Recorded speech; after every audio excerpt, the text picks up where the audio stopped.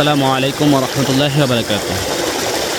সম্মানিত চাষি ভাইয়েরা, আমরা যারা মাছ চাষ নিয়ে কথা বলি, আমরা এই আইডি থেকে আমাদের যে কোনো সমস্যার সমাধানের ক্ষেত্রে আমরা কথা বলে থাকি। যেমন আছে হলো আমাদের যে শোল মাছের পুষ্করিটি আছে, এখানে শোল মাছ ছাড়া থেকে একেবারে শুরু থেকে রেনু অবস্থা থেকে আপনাদেরকে ভিডিও দিয়ে যাচ্ছি। আজ প্রায় শোল মাছ মোটামুটি সাইজের হয়েছে। হ্যাঁ, ওই দেখতে পাচ্ছি শোল মাছ দেখা যাচ্ছে 1 পা হয়েছে বা 300 গ্রাম হয়েছে। এবছর হয়তো বা শোল মাছ বিক্রি করা নাও হতে পারে, কেননা 1 বছরে শোল মাছ বিক্রি করলে পরিপূর্ণ বড় হয় না। যেই পরিমাণ খাদ্য দেওয়ার কথা ছিল শোল মাছ পরিমাণ, আমরা ওই পরিমাণ খাদ্য পাইনি, সংগ্রহ করতে পারিনি, শোল মাছের জন্য দিতে পারিনি। যেমন এই শোল মাছের উত্তম খাবার হলো গুড়া মাছ। আমরা এবছর গুড়া মাছ কম পেয়েছি, যেহেতু আমাদের ব্যাগজাল আছে 2টা, যে পরিমাণ মাছ পাওয়ার কথা ছিল এবং পাইনি। পকেট জাল, বিন্দি জাল সামনে বসায় সমস্ত মাছগুলো মেরে ফেলে। আমরা তার কিছু বলতে পারি না, সরকারি খাল সবাই মাছ ধরে। যাই হোক, এই জন্য আমরা এই বছর আর মাছ বিক্রি করতে পারবো না। তার দ্বারা হলো আমাদের এই পুষ্করিটা একেবারে ছায়ার নিচে, যেখানে উপরে যে গাছ, নিচে পুষ্করণী, চতুর্দিকে ছায়া অন্ধকার। এজন্য আমাদের আজকে দেখতে পারলাম যে সকালবেলা আসে দেখি কিছু মাছ মরে আছে।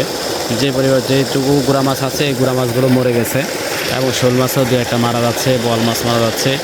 কারণ আমরা এই মারা বন্ধ করার জন্য আমরা যদি এই মুহূর্তে কীটনাশক ব্যবহার করি, যে কোনো সার ব্যবহার করি, ওষুধ ব্যবহার করি, তাহলে আমাদের এই ক্ষেত্রে আমাদের কিছু সময় লাগতে পারে।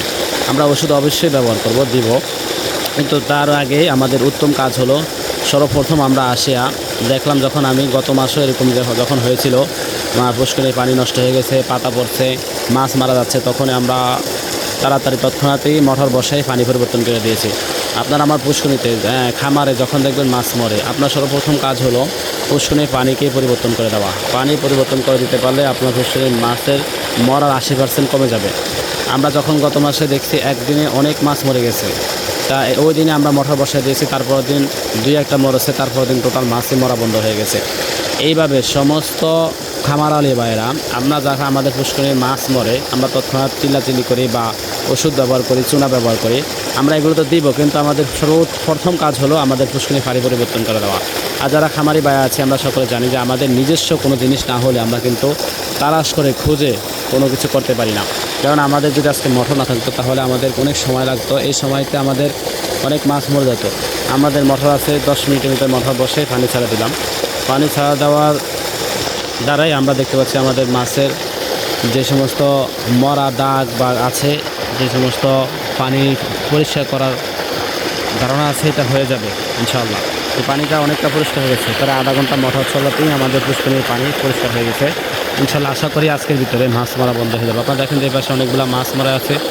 এমনিতে গুড়া মাছ খাওয়া হয় না শোল মাছের জন্য, তারপর যতটুকু পেয়েছি এগুলোও মরে যায়। হ্যাঁ, মাছে খাইতে পারে না, পানি পরিষ্কার নেই। এজন্য বলি যে আমাদের আজকে ভিডিও আসার উদ্দেশ্য হলো, আপনার পুষ্করিণীতে যখন মাছ মরে যাবে তখন কিন্তু তৎক্ষণাৎ পুষ্করিণীর পানি পরিষ্কার করে দেবেন, পুষ্করিণীর পানি পরিষ্কার করে দেবেন। হ্যাঁ, পানি পরিষ্কার করে দিলে আপনার মাছগুলো বড় হয়ে যায়। দেখেন আমাদের শোল মাছ 2-1টা, সাধারণত 2-1টা বড় হয়েছে, এগুলো দেখা যাচ্ছে আসতেছে।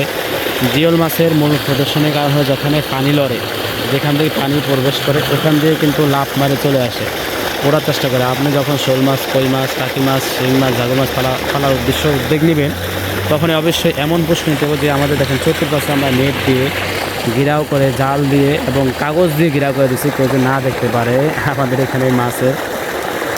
এবং নজর তো সকলেই লাগে। আমাদের এবার বছর মাছ অনেক কম আছে, বেশি নয়, 50-60টা শোল মাছ মনে হয় টিকবে আগামী বছর আস্তে আস্তে। আমরা এই বছর মাছ নাও বিক্রি করতে পারি, যেহেতু মাছের খাবার দিতে পারিনি পর্যাপ্ত, এই জন্য মাছ এবছর বিক্রি করা হবে না। এই মাছগুলো যদি আল্লাহ পাক রাখে, সুস্থ রাখে, তাহলে আমরা আগামী বছর বিক্রি করবো। এই জন্যই আমরা পানি পাল্লা দিচ্ছি, প্রতি মাসে পানি পাল্লাচ্ছি। প্রয়োজনে ধরলে আসলে আমরা পানি পাল্লায় দেবো। আর খেয়াল রাখতে হবে পুষ্করিণীর দিকে যে কোনো সিগনাল বা কোনো কিছু যে আক্রমণ না করে আপনার পুষ্করিণীতে।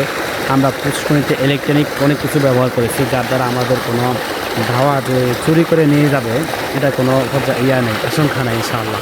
কারণ আমার চতুর্পাশে জিআই তার থাকে, জিআই তারে থাকতে অনেক সময় শর্ট থাকে, সাধারণত হালকা শর্ট দিয়ে থাকে, দেখা দিয়ে অনেক সময় দেখা যায় ধরলে বাতি জ্বলে ওঠে। ঠিক আছে, আমার পুষ্করিণীতে যারা আসবে ঢোকার সাথে সাথে দেখা যায়, এমনও সিস্টেম করছি গত বছর, এবারও করব, যে এরকম তারে হাত দিলেই হ্যাঁ সোলার সিস্টেমে বাতি পুষ্করিণী আলোকিত হয়ে যায়। তাহলে আমরা যখন পানিতে নামি বা ঢুকি আমাদের জিআই তার উস্কায় ঢুকতে হয়। তো জিআই তারটা যখন উস্কায় ঢুকবে তখনই কিন্তু আমার পুষ্করিণী আলোকিত হয়ে যাবে।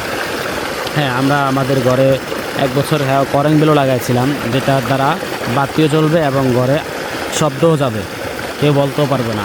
এইভাবে আমরা আমাদের পুষ্করিণীতে মাছ মানুষের থেকে চোর থেকে হেফাজত করে থাকি। সেটা কি রাখার মালিক আল্লাহ, আমরা চেষ্টা করে যাচ্ছি ইনশাল্লাহ। এবার আপনাদেরকে দেখাবো আমাদের পুষ্করিণীর চতুর্পাশে জিআই তার দিয়ে আমরা কীভাবে পুষ্করিণীকে চোরদের হাত থেকে বাঁচানোর চেষ্টা করি, যে আমরা আপনাদেরকে ইনশাল্লাহ দেখা দিব এবং দেখাবো আমাদের পুষ্করিণী আলোকিত হয়ে যায় কীভাবে, আমরা ওইটাও দেখানোর চেষ্টা করবো ইনশাল্লাহ।